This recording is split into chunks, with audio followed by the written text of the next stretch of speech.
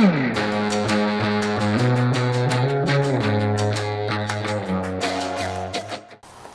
guys, I'm David with Savvy Organics Farm. I hope you're having a great day. Here on our farm, homesteading, living as much of a self-sufficient life as we can, growing as much of our own food and medicine as we can are very important things to us. While we were at the Homesteading Life Conference in 2022 in Hannibal, Missouri, I had the opportunity to hear Ray Tyler talk about a health journey that his family went through regarding one of his daughters. I found that story very inspiring. There are so many good tips and lessons to learn from this about taking control of our own health, whether we're in good health or have some kind of a medical problem that needs to be dealt with. So I hope you'll enjoy watching the video and listening to Ray as much as I did. So what I'm going to do here is I'm basically going to be talking about our story on how we went through the process of helping our daughter recover from cancer. So before I say anything, I have to do a disclaimer because if I don't, there's going to be some things that we have done that I don't want to be responsible if you guys do the same thing and it doesn't work. So I am basically here to say that I am a dummy and not a doctor. And so I am going to try to convince you that I am a dummy and not a doctor. Okay? 2 + 2 is 5. The earth is flat. There is, Bigfoot is real. Aliens and the politicians have your best interest in mind. So there we go. So if you're not convinced that I'm a dummy, then there's where we have bigger problems. So let's go get started. So what I want to do first is kind of set the stage of what our life was like leading up to this event. We have a 1-acre micro farm, and back in 2010, we were doing lots of different things on the farm. We were trying to carve out a living. We had no idea what we were doing. We started with $150 on leased land. I worked full-time off-farm for 2 years while I built up the farm. During that time, this picture that you see now is currently. This was taken 2 winters ago. All right, so this is 1 acre in the cupboard. We have a big greenhouse, 2 high tunnels that we do early stuff, and that up there is our yurts that we built ourselves about 4 years ago. The farm and the yurt was my wife's idea, so she gets 100% of the credit. So what we did is after 2010, that first season, 2011, we started getting into chickens. And so we started small, built it up. By 2015, this crew right here, we can do 250 broilers an hour. That's harvesting. So we really dialed it down. It's all on pasture. We use a lot of homeschool folks. But that's our eggmobile, obviously. We also did about 4,000 to 5,000 broilers a year.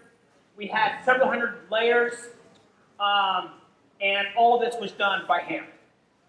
We got into pigs. Originally, we got into this because I needed to get rid of Johnson grass and Bermuda grass. So what we did is we got all the leaves from the city of Selmer, dumped them on our field about 3 feet deep, and let the pigs out during the winter. And they eliminated every single Johnson grass tuber that was on our farm. And at the end of it, we had black gold. Then, in addition to that, that wasn't enough to do with 4 kids and all the animals. We were doing about 2 acres of mixed vegetable production for CSA and farmers market. We were on about 2 acres. And as you can see, we're doing terribly. My 2 daughters here, that's kind of what our market was back in those days. Of course, now it's almost out of control. So, so you can see, overall, that's everything that we were trying to do. And not only were we trying to do this, but we were trying to learn, because we were at that time one of the only pasture-based meat farms in West Tennessee. There's some other produce, but we were trying to figure out how to do both of those. And we had got to this point in 2015 where we were definitely getting maxed out. We had 4 children at the time. Our 4th one was born 7 weeks premature. That was in the fall. And so that really took a toll on my wife. We did not take him to the hospital because our midwife was 4 hours late. And so there was really a blessing in disguise because we were able to keep him home at that time instead of giving them over to the hospital. So after all this, every winter we really reevaluate what we're going to be doing. We make plans, how much we're going to do. At this point, up until 2015, it was just me and my wife. I was field, she was pack shed. We would help each other. I'd help the kids if she was finishing up. But we were really burning the candle on both ends. So during the winter of 2015, we kind of made a plan, and we were really excited. The year before, the city shut down our chicken operation for the whole summer, and I went to battle with the USDA and the state, won, and basically said never bother us again. I've got attorneys, so mind your own business, that they did. So at this point, we were really excited about 2015. So our greenhouse was packed. We had a lot of beds ready to go. We were going to 2x our poultry operation because we really finally got, after 5 years of putting every penny back into pluckers and scalders and a little shed, we really got it dialed in. And so we were wanting in 2015 to really go hard. So greenhouse was full by February. My wife came home one day and said that our 6-year-old daughter had stage 4 squamous cell carcinoma. Stage 4, it was in her jawbone. And we had, and it was very aggressive. This was not a stagnant, it was moving rapidly.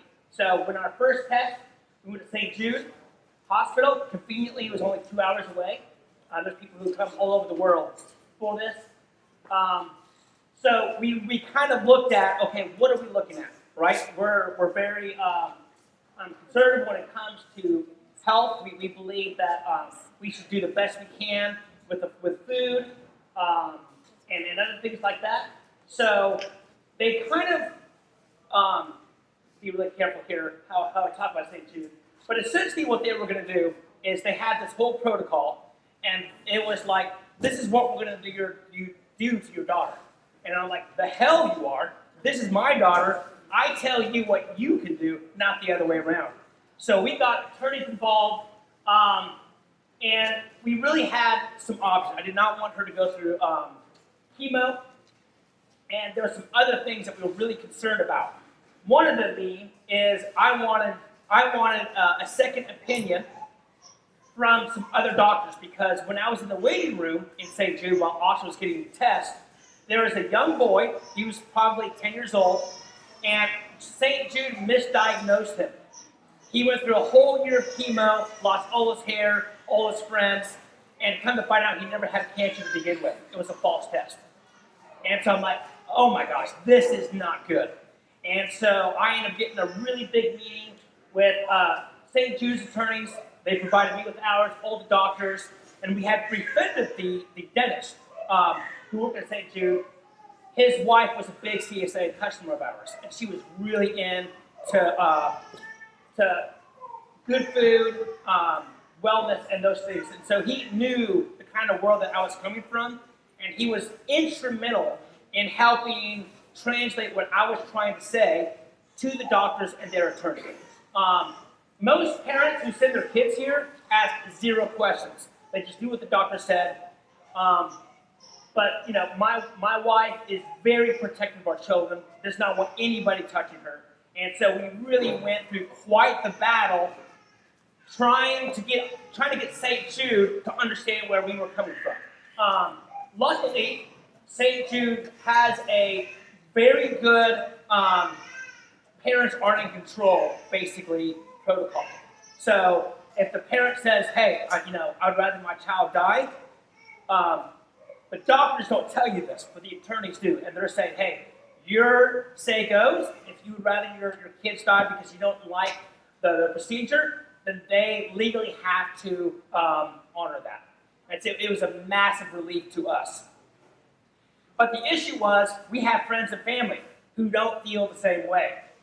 And there was a lot of options. When you start getting online looking for holistic cancer options, you're more depressed afterwards than before. Because like, which way do you go?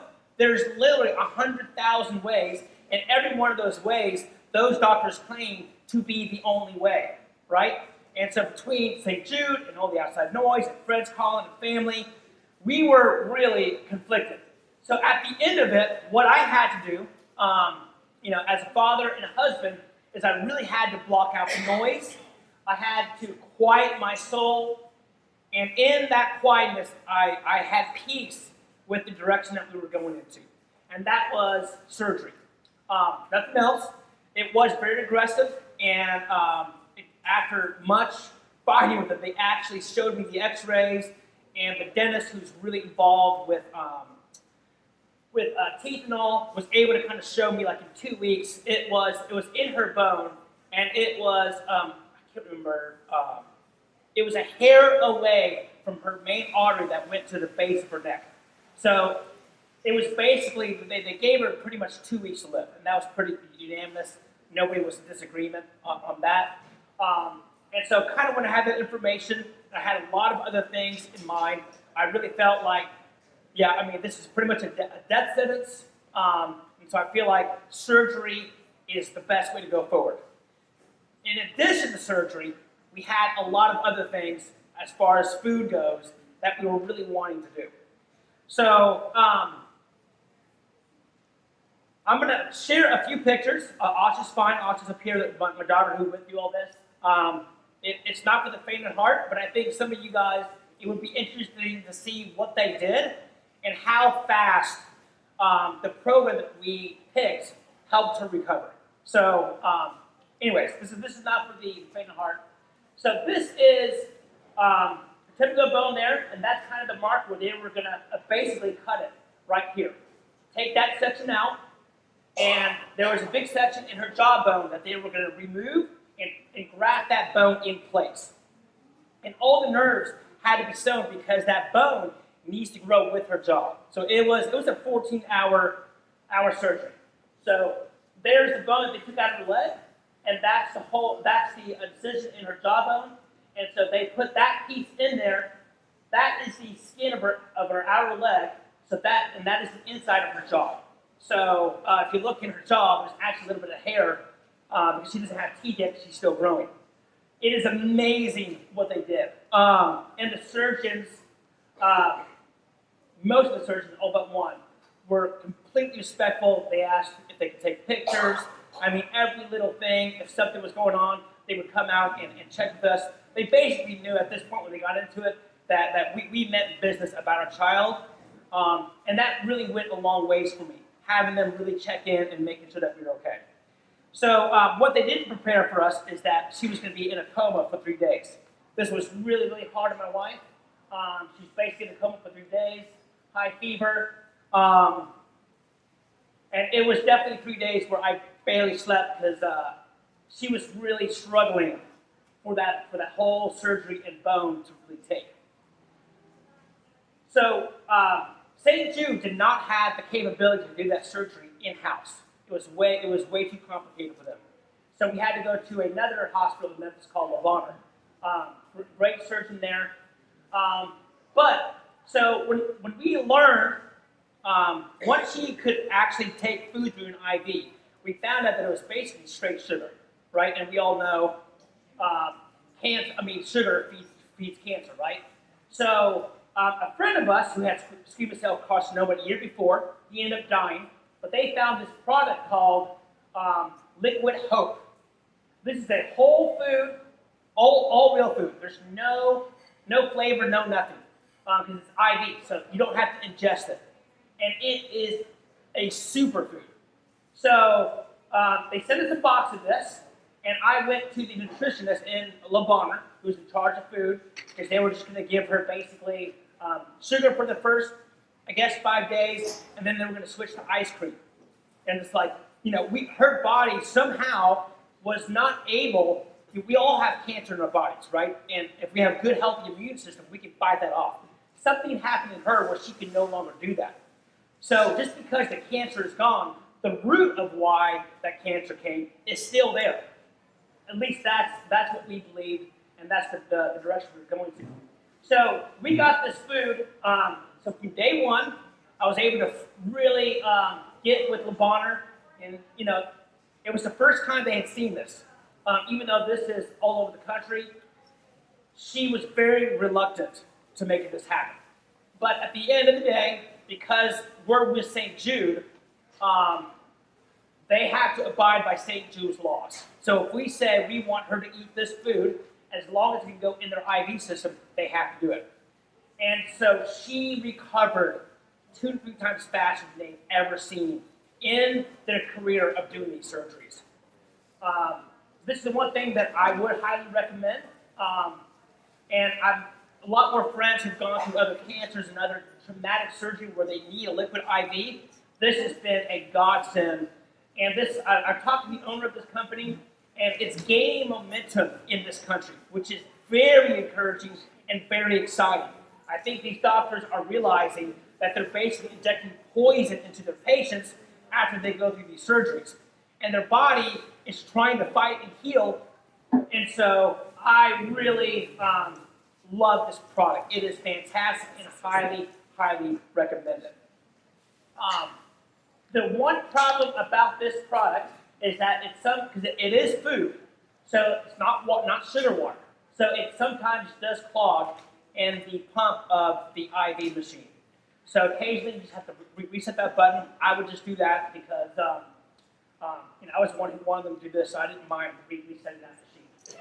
So that's the only kind of downside to this product is it is a whole food, and hospitals are not equipped to give their patients whole food yet like this. But it's starting to get a lot better. So once she got out of the ICU, and she was able to drink through a straw. They were going to give her a milkshake or sugar. So we went to bat, and we convinced them to let us set up a kitchen in her hospital room. And my wife made organic whole food smoothies for every single meal in that hospital. It was really incredible. I know the nutritionist after this, she hated us with a passion because this went against everything that she knew and taught. She did not like us after this. But again, we're doing this for our daughter, not to be liked by some doctor who doesn't have our child in the interest.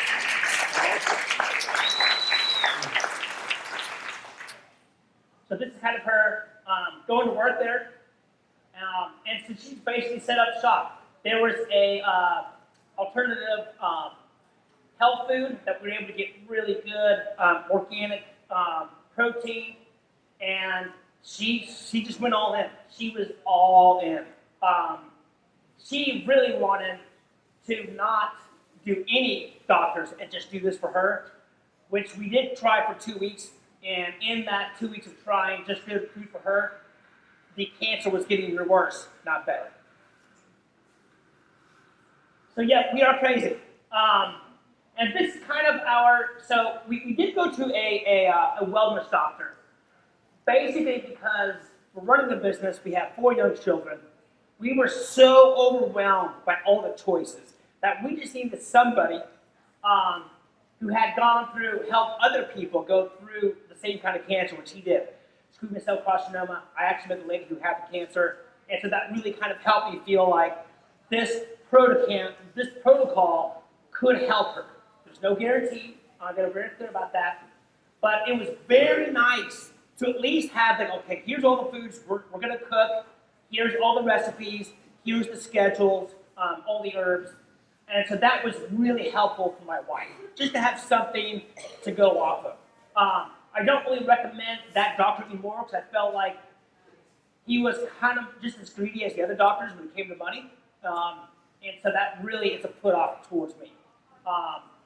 So that was a really big deal. Having this and having control over what our child was going to eat in a National Institute hospital.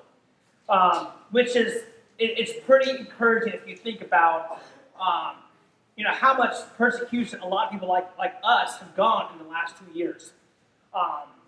So somehow we need to get more hospitals in on this whole program. One of the surgeons did tell us that the day we left, he goes, "Hey, I'm going to let you know, Ray." And he was not the nicest surgeon. They had a whole team of surgeons.